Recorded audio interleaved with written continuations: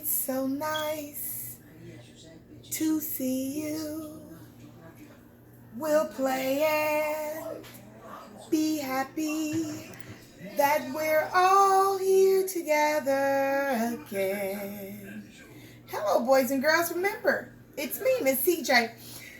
For the next series of weeks, Miss CJ will no longer be doing your social emotional lessons. Now I'm going to be doing your ELA lessons, okay? So we're going to start this week fresh, and we're going to go steam forward ahead with our learning about ELA. What you will find is your ELA lessons are going to be chunked in different videos. So you'll have a lesson that you'll do with Miss T. You'll have a lesson you'll do with Mrs. A. And then you'll also have a lesson you'll complete with Mr. V.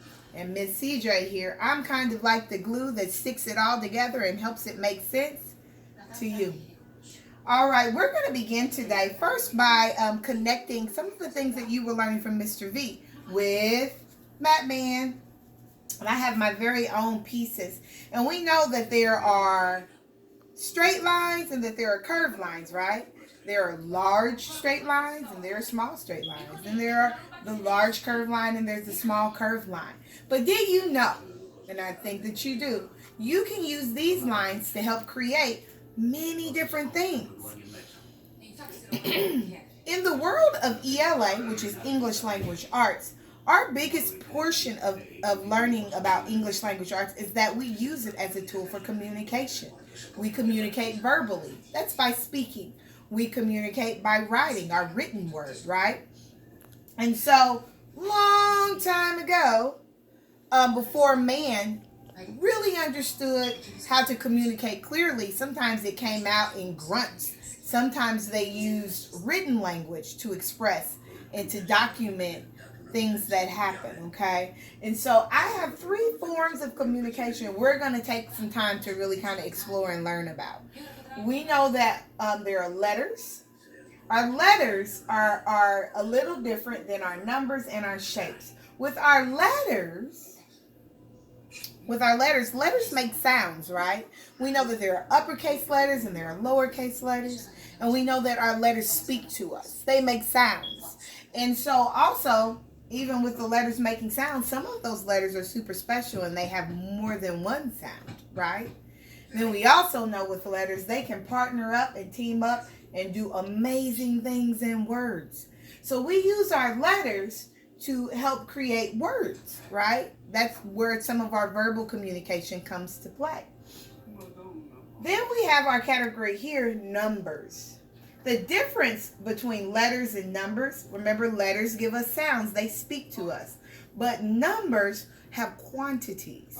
These are called number symbols. They are a representation of a quantity. A quantity is how much, right?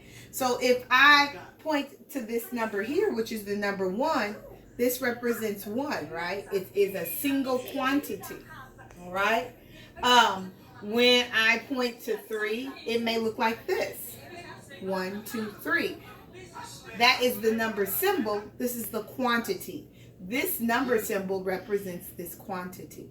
So with numbers, we're dealing with counting and quantity and mathematics. With letters, we're dealing with sounds and words and reading. And that's our ELA. The final piece here is our shapes. Okay? Our shapes don't really communicate with us. What they create is a visual for our eyes to see. We use shapes in our world around us. That's how we're able to build and construct correctly. Okay? And so what we'll also notice is that we'll notice a lot of these shapes in other things that we create in our letters and in our numbers. Okay? So we will spend this week really trying to figure out the difference between letters, numbers, and shapes. And then we're going to move on forward into creating some words. I will see you guys tomorrow. Come back and play a game with me, okay?